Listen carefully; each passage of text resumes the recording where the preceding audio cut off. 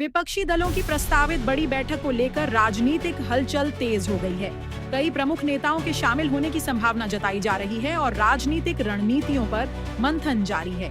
पश्चिम बंगाल में चुनाव बाद हुई हिंसा का मुद्दा एक बार फिर राजनीतिक बहस का केंद्र बन गया है। सत्ता पक्ष और विपक्ष के बीच आरोप प्रत्यारोप का दौर जारी है।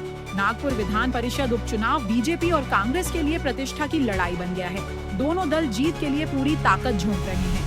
कांग्रेस ने शिक्षा से जुड़े एक विवाद को लेकर केंद्र सरकार पर निशाना साधा है और मामले में स्पष्टीकरण की मांग की है।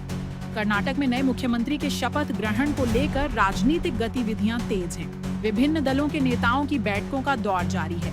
पंजाब में बड़े निवेश और औद्योगिक परियोजनाओं को लेकर राजनीतिक बयानबाजी तेज हो गई है। विभिन्न दल अपने अपने दावे पेश कर रहे हैं। दिल्ली से जुड़े प्रयागराज कनेक्शन वाले 4 शव मिलने के मामले में जांच एजेंसियां लगातार सुराग जुटाने में लगी हुई हैं। प्रवर्तन निदेशालय यानी ईडी ने अंतर्राष्ट्रीय ड्रग्स तस्करी नेटवर्क से जुड़े कई ठिकानों पर छापेमारी कर जांच का दायरा बढ़ा दिया है। ड्रग्स तस्करी मामले में मिले दस्तावेजों और वित्तीय लेन देन की गहन जांच जारी है।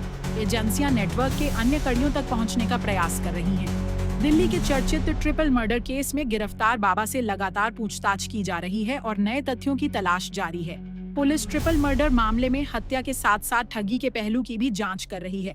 कई महत्वपूर्ण जानकारियां सामने आने की उम्मीद है। देश के विभिन्न राज्यों में संगठित अपराध और गैंग नेटवर्क के खिलाफ सुरक्षा एजेंसियों की कार्रवाई लगातार जारी है।